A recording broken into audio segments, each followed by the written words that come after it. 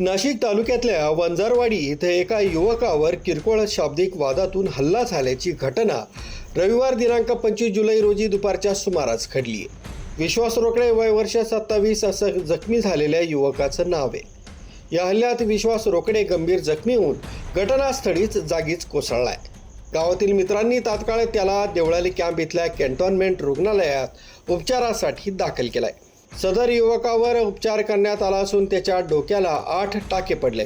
घटनेची माहिती मिळताच देवळाली कॅम्प पोलिसांनी यश परदेशी आणि शुभम परदेशी यांच्या विरोधात गुन्हा दाखल केलाय। आरोपींवर पोलिसांनी कडक कारवाई करून मला न्याय द्यावा अशी मागणी फिर्यादी विश्वास रोकडे यांनी केली आहे। रोकडे, मी वंजारवाडी परिसरात राहतो। काय नाव आहे? विश्वास उत्तम रोकडे। आज मी वंजारवाडी परिसरामध्ये राहतो।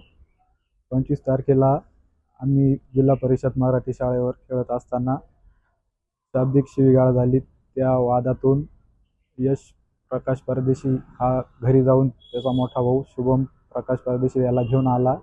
या दोघांनी तिथून लाकडं घेऊन मी नादात असताना माझ्यावर प्राणघातक हल्ला केला। तसेच माझ्या डोक्यात त्यांनी लाकूड टाकलं, माझं डोकं फुटलं। त्याच्यानंतर मी बेशुद्ध झालो।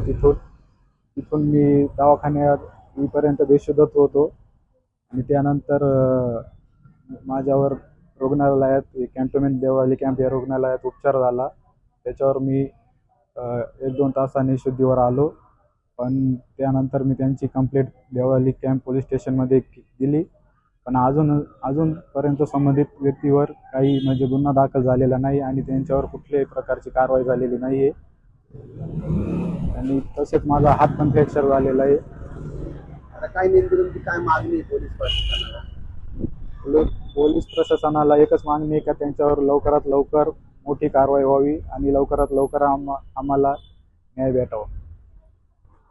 MN मार्गसाठी संदेश केदारे, देवळाली कॅम्प, नाशिक।